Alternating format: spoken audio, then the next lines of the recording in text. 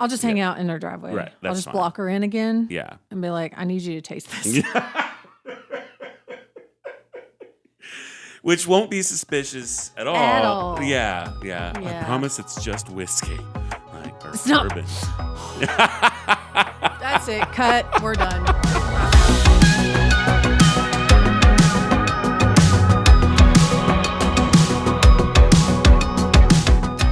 You're listening to Premeditated Opinions. Because, yes, we thought about it, and then we said it anyway. I'm Pamela.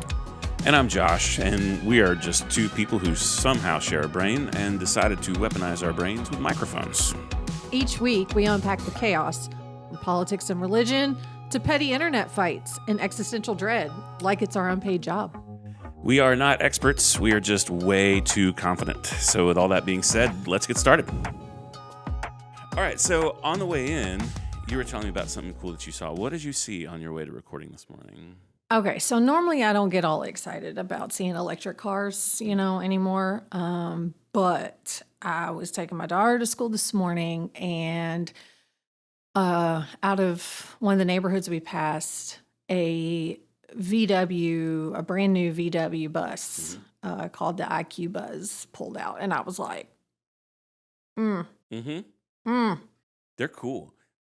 They've got a great aesthetic. They do, and I was intrigued. I haven't had a chance yet to kind of dig into anything about them, but I was excited that they brought it back, and it's sharp, and I'm sure it's really awesome on the inside. It is. So we actually bought Krista's Jeep from a VW dealership, and we walked past one on their showroom floor, kind of in the process of buying her car, and the sales guy we were working with was like, well, do you want to look inside? I was like, absolutely, And so we didn't get like a full tour of it, but what little I saw was really cool. And I like well-conceived vehicles. And what I mean by that is like, I love it when there's sort of new ideas brought to the table with cars because, we're all just sort of used to a pretty generic vehicle experience.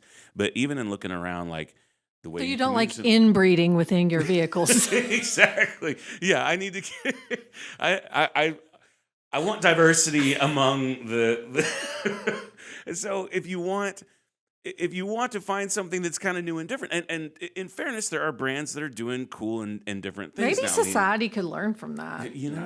Anyway, moving on. Yeah, but the Teslas of the world and a lot of electric car manufacturers, Lucid and Rivian and stuff like that, they're all kind of doing cool new things.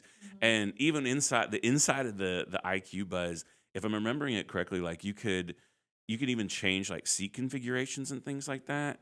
And the front is really sharp with it's all screens and LEDs, and you can customize what the LEDs do and when they do it. And so I don't know. It's just it's nerdy and beautiful, and I love it. And I mean, I am kind of a car snob. We've talked about we're gearheads. The one thing I do like about Volkswagen is they usually are very eclectic. Yeah, no, I'm with you on the cars. Like I drive a very generic vehicle that I just need for work stuff, and we have a travel trailer, and it pulls the travel trailer very well, and that's great. I love everything from old school muscle cars to just classically restored, like vintage vehicles to. I'm pretty open-minded as far as new cars, and there's plenty of cool stuff. And honestly, I'm not. I used to be kind of anti-electric car, but that ship has sailed for me. Like I'm all in at this point. I just need the infrastructure to catch up to. Yes, that's the biggest issue. Until you can charge at any gas station, we got some ways to go, but. Well, you had kind of a cool experience in the last couple of weeks. I know that you're a huge fan of Jen Hatmaker. That's an understatement.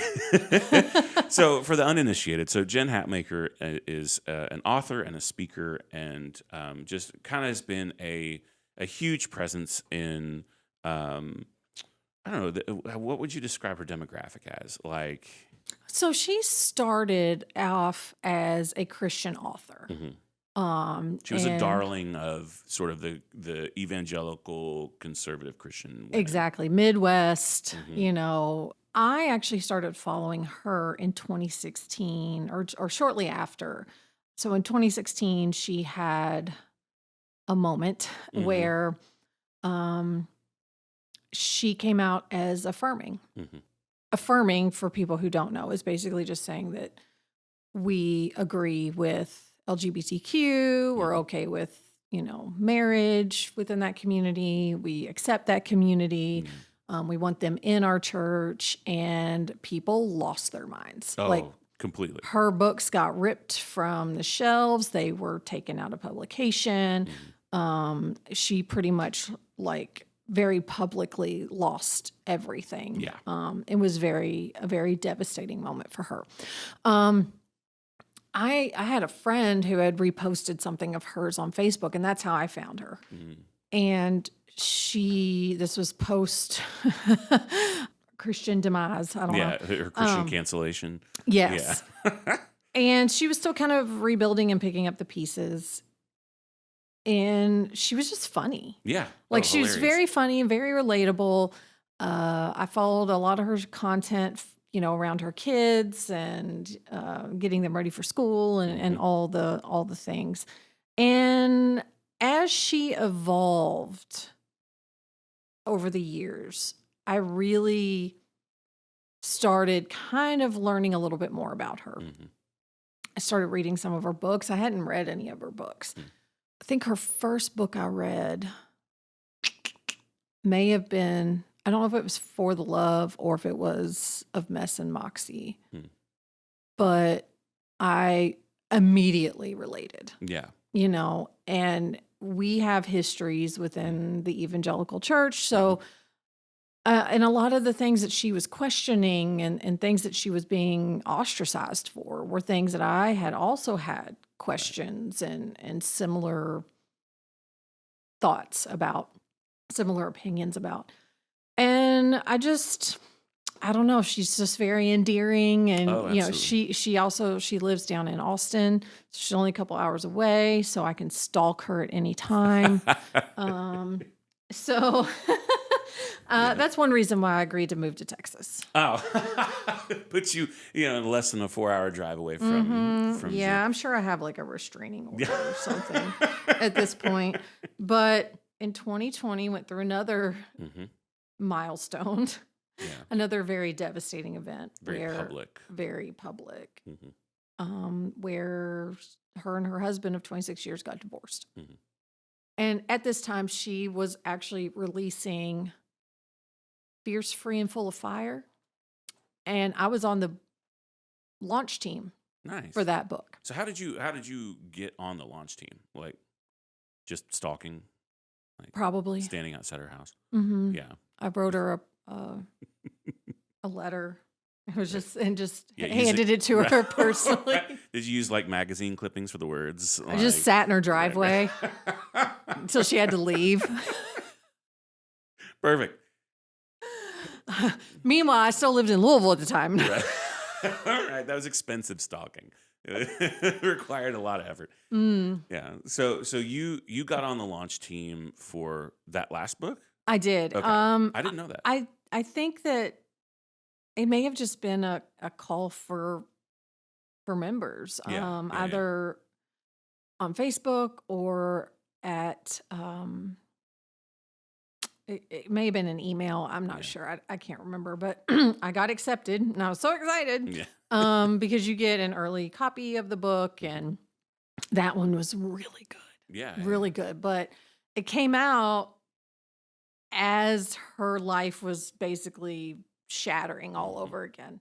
And so this new book that she has coming out is basically kind of about that time. Yeah. But the difference with this is it's her memoir. Yeah. Yeah. Yeah. So, she kind of walks us through that period of her life, Mhm. but also flashbacks a lot Yeah. to special periods of her life or things that she's just a very interesting person. Definitely. And she's very relatable. She's very funny. she's very great with words. Mm-hmm. She's got a way of putting things into a perspective that is just incredibly relatable. Yeah. Yeah. And so this time I am on her launch team. I got Mm-hmm. accepted on her launch team for Awake. Mm-hmm. I think it releases here at the end of September. Yeah. And I'm super excited about that. And I'm supposed to be going to that book tour. I think it's like a week after her book releases. Mm. But yeah, I've started reading it. I'm about 60% of the way through. I wanted to talk about it today, but we'll talk about it next time. But it's so good. Yeah. No, I'm All excited her to read stuff it. is so good. And while she tends to write more for like women and in that perspective, I've recommended her books to guys before. Oh, absolutely. Yeah. And just said, hey, like her Fierce, Free, and Full of Fire really changed my perspective on things and gave me a more positive or encouraging outlook, you Yeah. know, like to really take care of yourself. Mm. And, you know, outside of just like bubble baths and, you know, Starbucks coffees, like Pedicures. actual self-care Mm-hmm. and what that looks like spiritually, emotionally, physically. And I don't know, like this sounds really ridiculous, but I swear this woman has changed my life. Oh, I don't think that's I don't think that's ridiculous at all. I think humans often look to creators to help make sense of just the world the world we have inherited. And those creators can be authors, they can be speakers, they can be musicians, they can be actors. Like we use all these different resources to sort of make things make more sense. And you know, for me, and this particular author has changed a lot since he wrote some books that were very impactful for me. But for me, a guy who I think changed my life is a guy named Donald Miller, and he Any relation? No, unfortunately. But he is a really honestly, his professional life has kind of taken a different path now, and he does a lot more sort of corporate things. And I throw no shade, like do your thing, dude. You know, it's fine. But he wrote some books kind of earlier in his life, in a different era of his life. One called Blue Like Jazz that was incredibly formative for me, and then another one called A Million Miles in a Thousand Years that were, I mean, just they've reshaped a lot of my perspectives on the world around me, on the faith I was trying to practice, on the relationships that I had. And so I don't think it's ridiculous at all to kind of crown somebody within a more creative atmosphere as like, oh, you have been super impactful on me and my perspectives. Exactly. And all that. Yeah. And so one thing I really appreciate is she's got a podcast. And which you all should go and listen to. Oh, Not right now. Finish this one. Yes. But then go listen to hers. Yeah. We come first. So anyway, but the guests that she has brought on have been, I mean, I don't know how she finds these people or but every one of her guests have always given just amazing interviews and just really have, I don't even know how to quantify or qualify the impact, you know, and it's been almost 10 years. I just realized I'm like 26 is coming up. Like that's 10 years. But yeah, between her podcasts and her books and her social media and all of these things, I really kind of look to her when things feel uneasy, unsure, chaotic. You know, I'm kind of like, where is Jen's headspace at with this? Like, she kind of, and she doesn't know this, but I mean, she really does kind of help ground me. I don't want to say she's like a northern star, but like, I'm almost like, if Jen's not panicking, I'm not panicking. Sure. If Jen's panicking, I'm paying attention. Yes. Yeah. Yes. Well, and so, you know, I want to talk more about her. You know, I want to read the book as well. Absolutely. And, you know, have you do it. But I will say, before we jump off the Jen Hatmaker train, which is really fun to be on, When she basically came out in support of the LGBT community, it's because her daughter came out. And this is all Yes. public. You know, I am Yes. not, you know, I'm not revealing anything that is not out there, you know, in Yeah. depth. Yep. So yeah, don't at me. But the when that happened, I was already in a place in my own sort of spiritual life where I was at a real impasse with a lot of the perspectives of the way that I had grown up. But I also didn't feel like I had a model yet because I didn't know where to look. I didn't have a model for what faith could look like, what spirituality could look like. Where was there space for, you know, perspectives that definitely did not align with the way that I grew up, with the community that was around me, with the church I was involved in, all of that. And so now here's this person who was already on my radar because she was such a darling of the, and these are her words, not mine. Don't at me. She says she was the darling of the white evangelical soccer mom. Like that. That's in this book. Yeah. She says that. And so she was already on my radar just because of that. She had done tons of speaking tours and you know, I don't know that I had attended anything she had spoken at, but she was on my radar. I was following her on social media channels and things like that. I had seen tons of her content. And so she comes out in support of that community to support her daughter and was absolutely annihilated by just conservative Christianity. I mean, overnight, she was dead to everyone.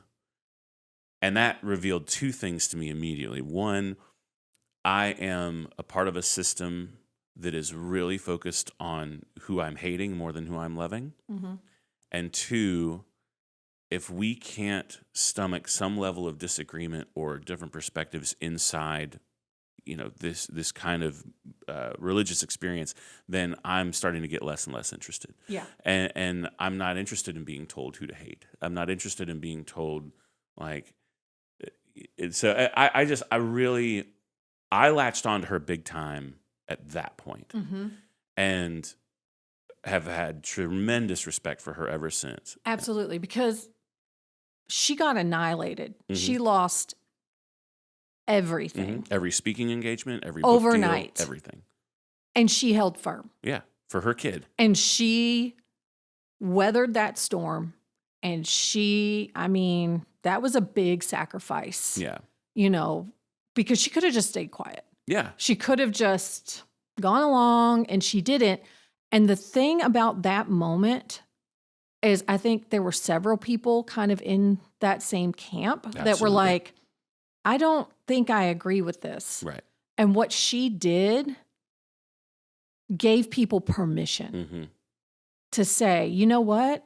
I can love, you know, my gay neighbors and friend and lesbians, exactly, and all that, and still be a Christian, right, and still have faith. Like this is not about Christian hating or any of that. It is basically tearing down a lot of the rules that are just made up. Right. Yes. Yeah. And she just really barreled through several of those walls. And she will admit, like, it came out at a time that she didn't have a lot of time to prepare. She knew she'd had the interview. They gave her basically 24 hours and then it released and it opened the floodgates. Yeah. But now I hear so many stories on her podcast and other forms of media where people are like, you don't know what that did for me. Right. Like you help me get out of a bad marriage or get out of a bad, religious situation, or help me see that there is a path forward here. Right. Like these two things don't have to be mutually exclusive. Yeah. So yeah, we could go on all day. Oh man, this could be the Jen Hatmaker Appreciation Podcast. Yeah. But I definitely recommend, I know I'm not through, but the book is very quick. Yeah. It's a very quick, easy read. It's not her typical, she does have humor, but it's not her typical kind of like where you kind of get it throughout. It's a little more serious, but it's It's good. Yeah. I mean, she's basically a stand-up comic who, Mhm. writes. And I heard her say on a podcast recently that, at the end of the day, the thing that she considers herself to be is a writer. Like, and Yes. that's sure she does speaking gigs. Sure, she's a podcast host and all this other things. But at the end of the day, she sees herself as a writer. And that really comes through even just in her social media presence. Like everything is quippy. It's well written. It's, but you also feel like she's just talking to you, Yeah. which is really amazing. But her commentary too on a lot of just current events and political stuff. I mean, to your point, she is kind of a bellwether of like, okay, there are certain people in my life that when things are going crazy, I sort of glance at to be like, are we okay? Is this And I hate that she's the one that had to be crucified for it, Yeah. but it was not done in vain. right? But even like there's so much about our current political climate that it's hard to know how to respond to. And so on one hand, like I don't want to be an alarmist and constantly think that the sky is falling and constantly be worried and concerned about the state of Washington and our political leaders and things like that. And so I probably put too much emphasis on looking to people like her to be like, okay, are you using the fascism word yet? Because it's starting to seem like this is what we're doing. Yeah. Like, are we, are we okay with the fact that It kind of tempers your alarmist. Yes, it does. Yeah. Like- yeah. Like I don't know when to reach for the panic button, but if they're reaching for the panic button, then oh boy. Yeah. Yep. And there's plenty to panic about. Right? Like, I've got a dear friend in Washington D.C. that she actually works for a local politician there. She was posting on one of her social profiles recently she was having a very pleasant day and she had done some reading and done some work and all this. And she was walking past a lake by where they live. And there was like a National Guard checkpoint that had been set up right at that sidewalk. And it just seemed so weird and dystopian to me that, I realize that there are crime in various places, but I've also spent a lot of time walking through Washington, D.C. because I have a major client in that area. So I've been there a ton, and I've just not really felt all that unsafe. And so to have things like National Guard deployments, and then I read this morning that there's a Texas National Guard deployment that might be happening in Illinois.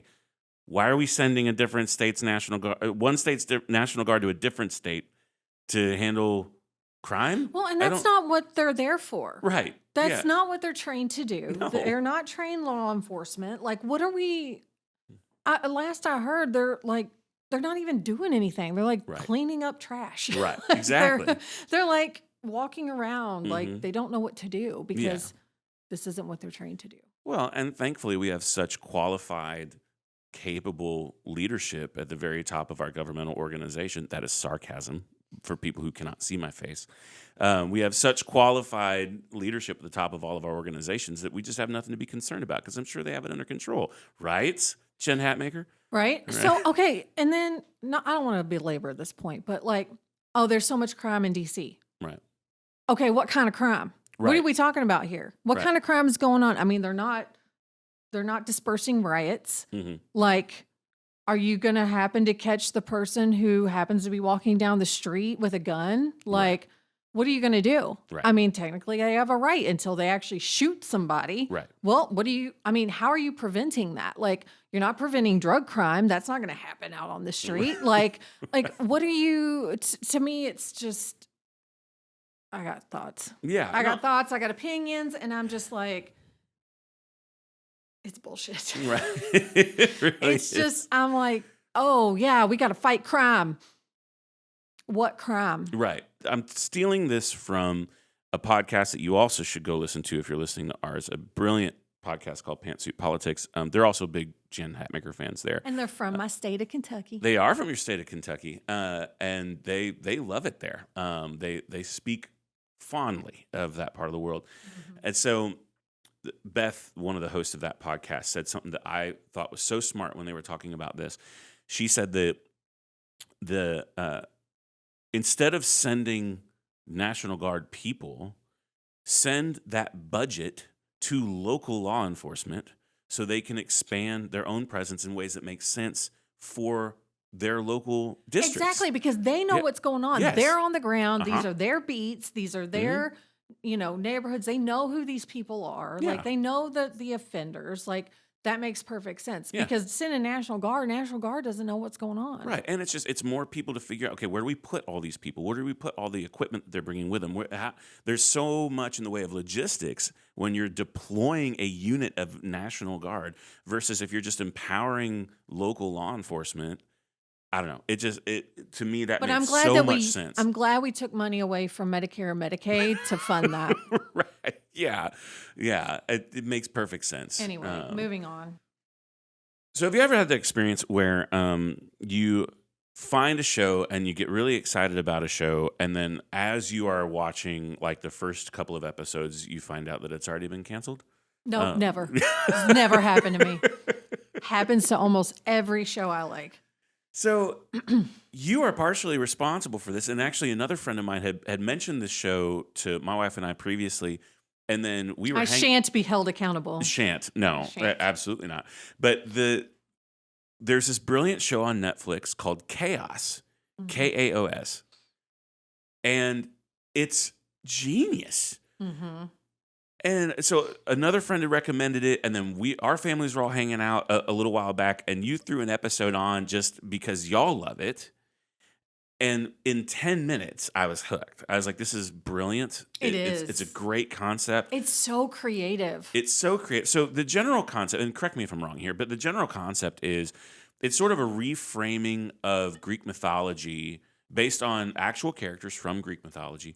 But the stories are told in almost a modernized way. Yes. Is that fair to say? Yeah, it's like modern day. Yeah. As though Crete is Yeah. still an empire and Sparta and all Right. of those. Yeah. And so you've got Eurydice Mm-hmm. and Orpheus and their story. You've got Icarus and Daedalus. Mm-hmm. But yeah, it's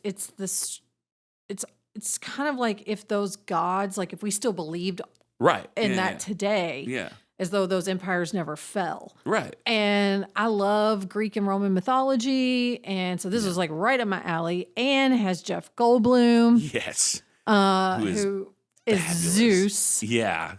Yes. And it's just very clever. Yeah. It's very creative.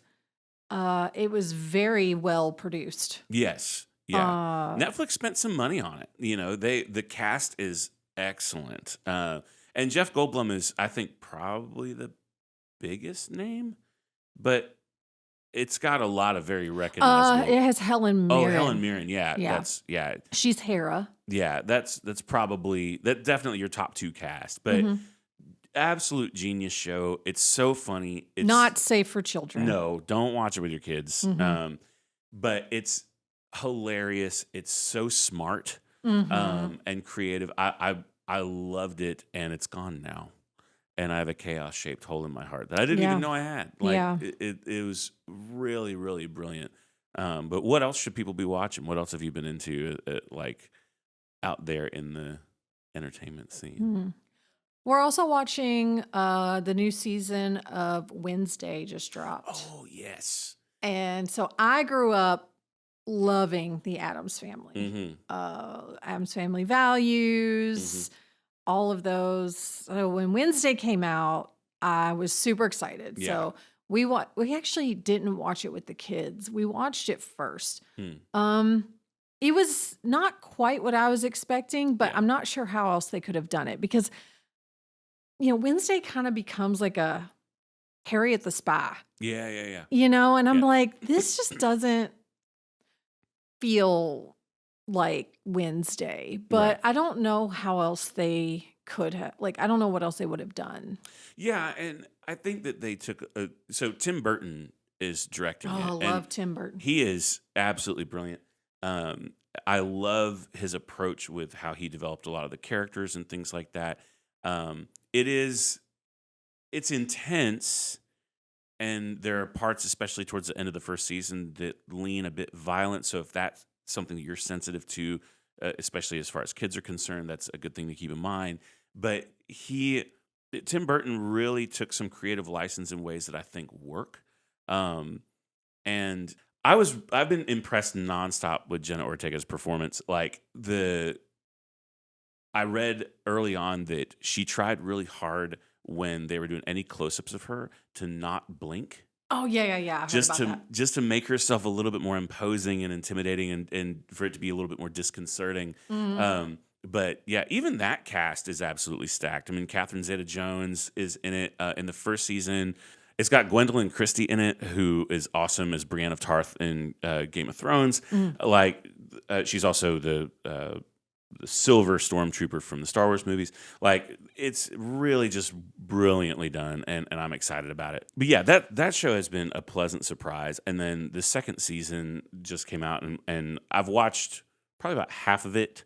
I need to go back and rewatch a couple episodes, so I wasn't paying enough attention more recently. But like that's been a blast, and I've really enjoyed all of that. I'm hoping that Netflix keeps it around. It seems to be one of their major players, so I think that's probably the case. We've been so we have kind of a silly tradition around entertainment at my house.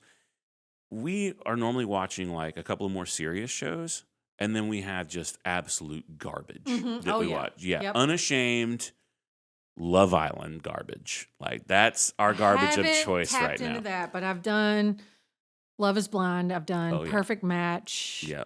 We did Perfect Match Too Hot to Handle. We did Too Hot to Handle. Like, just crap. Oh, yeah. Junk. Yeah. But I'm like, we could get rid of a few of those and have a budget for KAOS.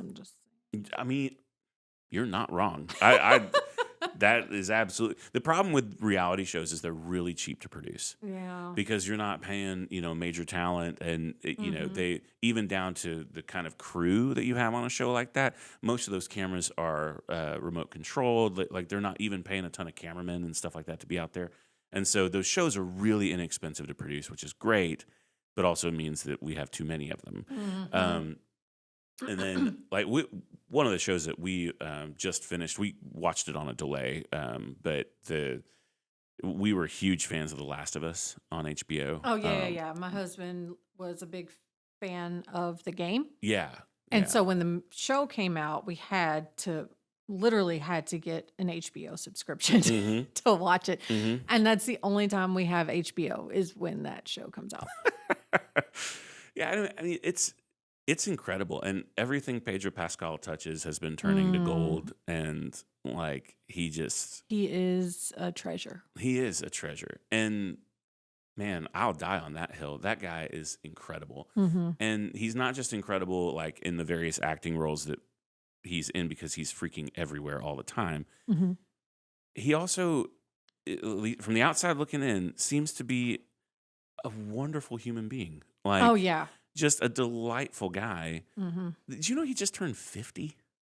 That dude is 50.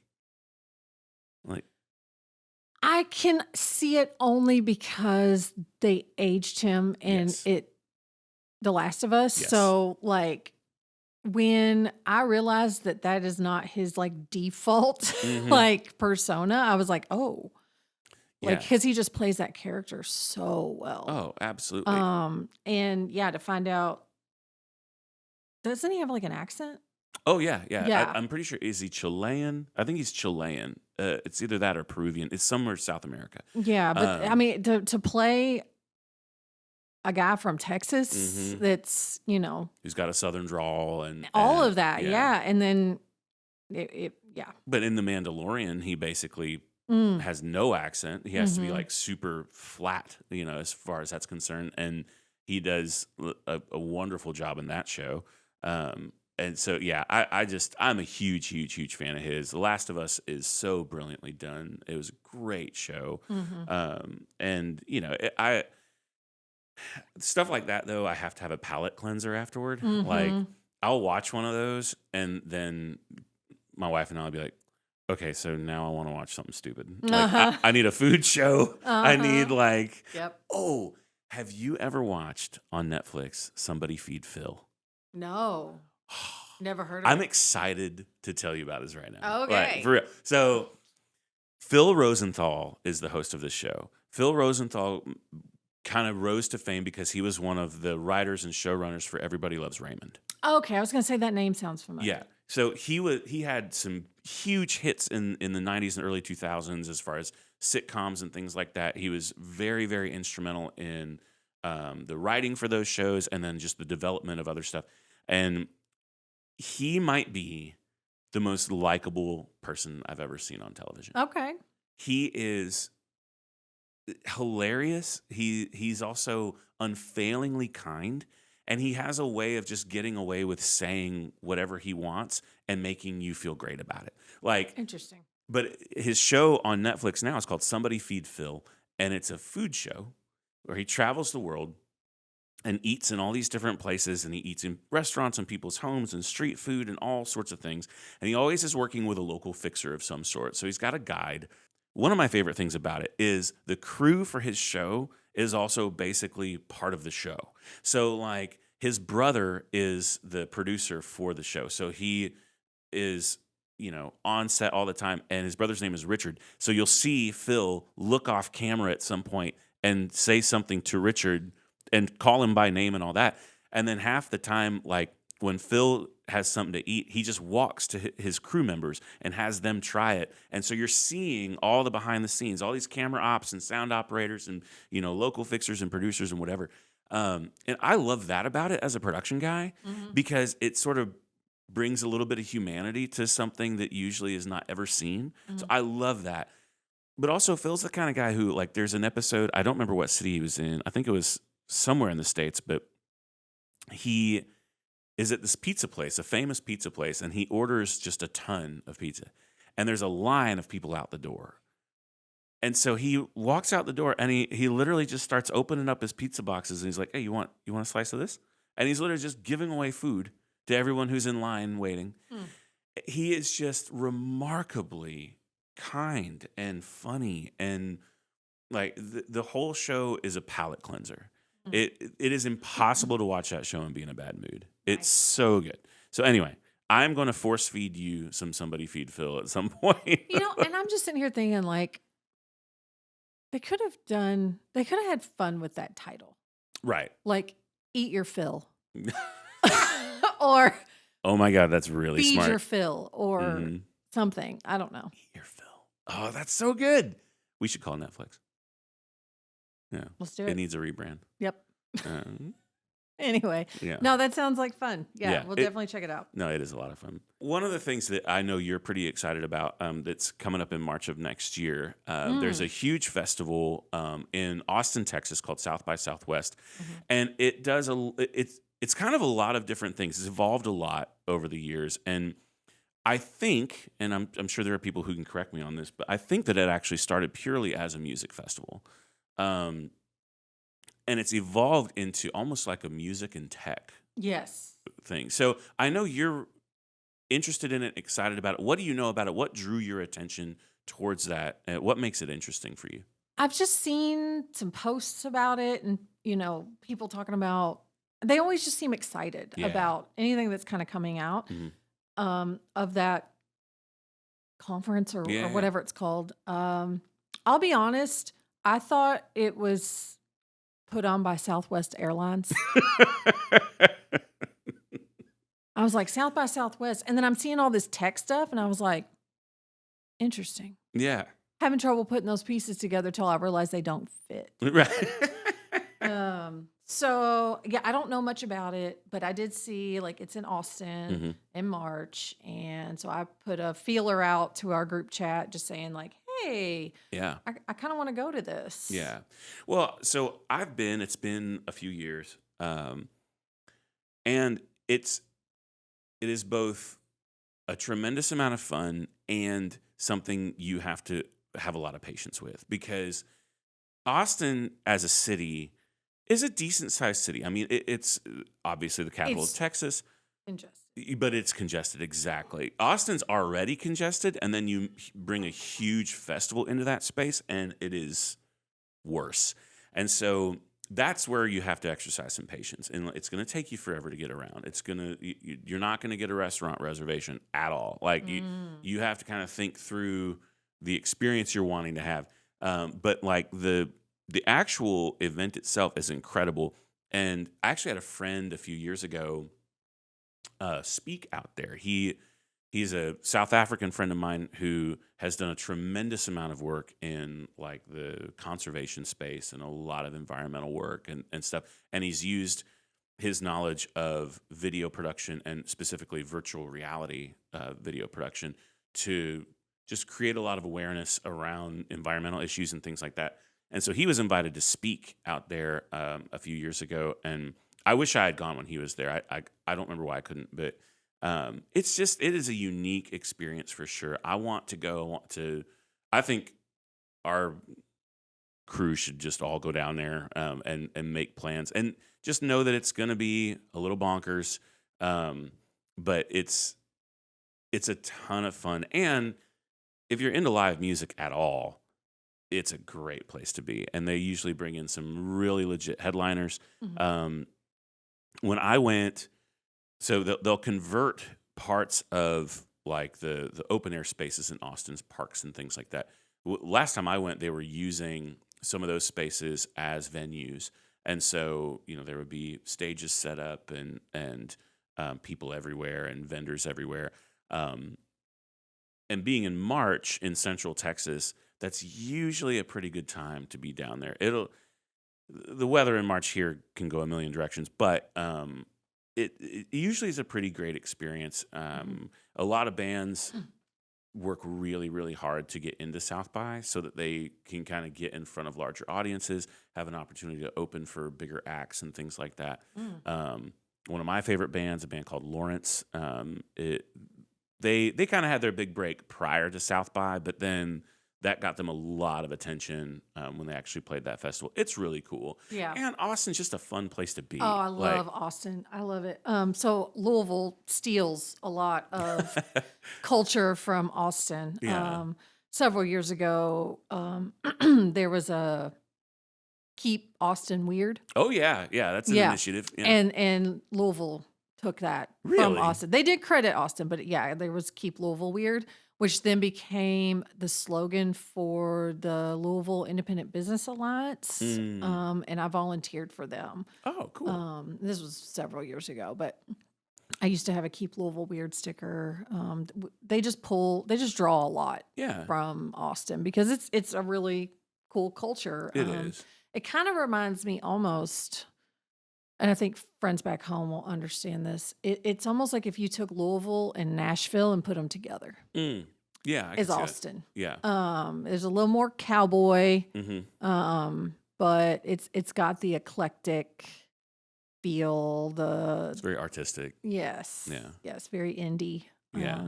So I've only been to Louisville once, and it was for work, and I stayed like one night, and I squeezed in one distillery tour while I was there. That was the only kind of touristy thing I did. But what makes Louisville weird? So like if they're embracing that Yeah, kind of language, what is it about them that is it's a very indie culture. cool? It's a very indie culture. Now, granted, we've been gone for a couple of years. COVID made the mess. The Breonna Taylor situation kind of rocked the area. And I think there's still some fallout from that a little bit, but it's live bands, local Yeah. bands, very foodie city. Mm-hmm. There are a couple of streets that I hung out on in my teenage years, college years, where we'd literally just walk up and down the street and go to different shops and, listen to live music. Yeah. And there were some clubs at night, but they were all like Irish themed, Oh. like pubs. Absolutely. And there's just a certain culture there that you don't find everywhere. Yeah. And I think it mimics Austin a lot. I don't think that I think they were both kind of naturally in their respective cities. And then maybe somebody just went to Austin and was like, wait a minute, Right. we have like a sister city over here. So Yeah, no, it's fun. Like the distillery tour I went to Angel's Envy and did that whole tour and learned a ton. Like it was fascinating, and I very much enjoyed it. And there was a season of my life where I was really big into bourbon, and actually I was collecting it and kind of part of a resale market and stuff. And I've gotten out of all of that. It just got too crazy expensive and all that. But it did kind of endear me to that part of the world, and I would have loved to have spent more time even doing like big distillery tours and stuff. I know there's the Bourbon Trail that you can go on and check all that out, because I still know a lot about it, but I'm pretty out of the like aftermarket bourbon scene, because it was just the bourbon black market. Yeah, basically, yeah. It's what it is. It's crazy. Yeah, it's fun. Like I have friends who are involved or were involved. I'm not sure if they are anymore. It's kind of an exciting, fun little thing to basically hear that very rare bourbons are going to be available at some obscure liquor store around the city, and people line up to get it, and there's raffles and all sorts of things. Now, I'm going to get crucified for this, but I've never actually been on a bourbon tour. Wow. Just like I've also never been to the actual Derby. Now, to be fair, locals don't go to the Derby. Right. But I haven't done the bourbon thing. Well, it's kind of like I've lived in Dallas for ages. I've been in North Texas most of my life. And just last year, I finally went to the JFK Museum and Memorial that's here. And I've been here forever. And so I think when you're a local, you tend to not gravitate towards the things that are more touristy. And I'm sure there's plenty of other stuff in Dallas I haven't done that, people would be like, are you serious? But yeah, What's so funny is my relationship with bourbon is kind of like a sibling. Like, it's not like we don't get along, but I will fight somebody over someone saying, oh, yeah, I had bourbon from Tennessee. No, you didn't. Nuh-uh. Nope. You had whiskey because only bourbon is made in Kentucky. Right. Yeah. So. And it's a fun kind of subculture too. Like I that's part of why I got into it. It was just the entertainment of following these distilleries and really, I don't know, being interested in the manufacturing process, the flavor profiles, all that. I don't know. I really nerded out on all that stuff, and I enjoyed it a lot. But anyhow, I wonder if Jen Hatmaker likes bourbon. We should ask her. You should ask her. Write her another letter. I'll just hang out in her driveway. Right, that's I'll just fine. block her in again. Yeah. And be like, I need you to taste this. Which won't be suspicious at all. At all. Yeah. I promise it's just whiskey. Or bourbon. That's it. Cut. We're done. I'm out. You just committed a cardinal sin. I know, but I figured I'd draw you off sides. That worked beautifully. I'm really going to have a restraining order now.